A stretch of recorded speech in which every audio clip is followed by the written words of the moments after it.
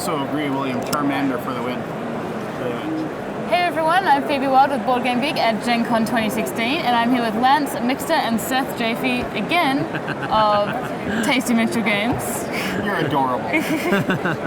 And they're going to talk about Chimera Station. Yes, Chimera Station is the next big release from Tasty Minstrel Games. If you're watching this live, it'll be on Kickstarter this month. If you're watching this in 6 months or a year from now, Chimera Station is a worker placement game. You are a manager and you're building the space station, and you manage a workforce of little tiny little alien dudes. I don't know if you can see that, but and in order to make your alien dudes work harder, if Lance will get that back, you are actually going to splice on pieces right onto them, and these are 3D printed miniatures. They're not the real ones will be better and injection molded. These are just prototypes. You'll be able to put on, say, claws. Why do you want claws? Because if your opponent is in a space and you want to go there, claws will let you bounce them out, and you can actually use that space. So this, what you'll be doing is sending your workers to these spaces to get the resources they need, the money to build modules, the food to feed themselves, and other various things to get points. And you'll be adding modules to the board and collecting bonuses. You'll be going to these spaces. You'll be adding pieces to your workers to get better. And all in an effort to score points for building, and also for taking credit for other people's work. When you go to the command hub, you can get points based on where everyone else's pieces are. So the more people place workers out, the more valuable the command hub becomes, because you get to take credit for their work, basically.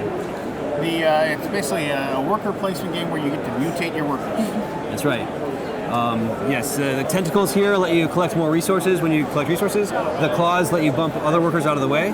Then we also have plants or leaves that will help you feed your workers. And we have brains that will help you work smarter, not harder. So you get extra points when you do things, basically. We're looking at running our Kickstarter late August.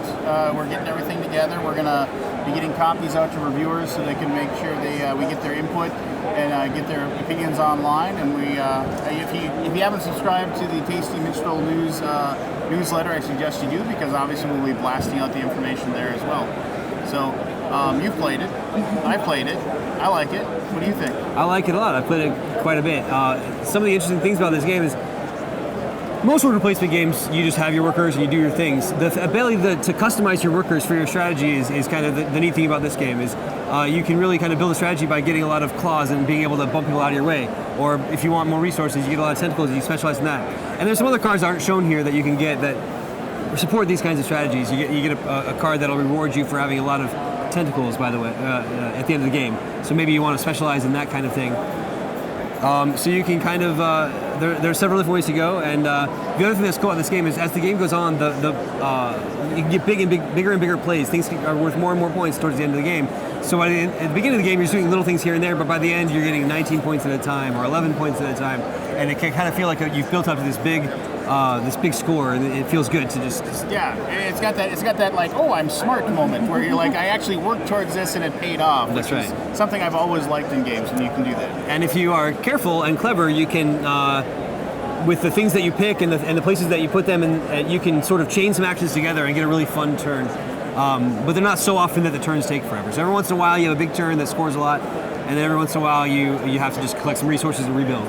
How many players is the game for? The game is for 2 to 4 players, and it will have player boards that are A sides are all the same for everybody, but I think most people will mostly play with the B sides, which are asymmetrical and have certain factions are better at certain things. Like the eco-friendly guys that were shown here, they're better. They produce extra food. They can spend food instead of money to do things, and they have more extra points for food at the end of the game. Various things like that. And then you have like the brainiacs who are better with the brains, and they get more points for certain things. Brainiac's better with brains. Yeah, you think. And then you got the toughies. the tough guys. Better at what? Making food. No, the tough guys, of course, are better.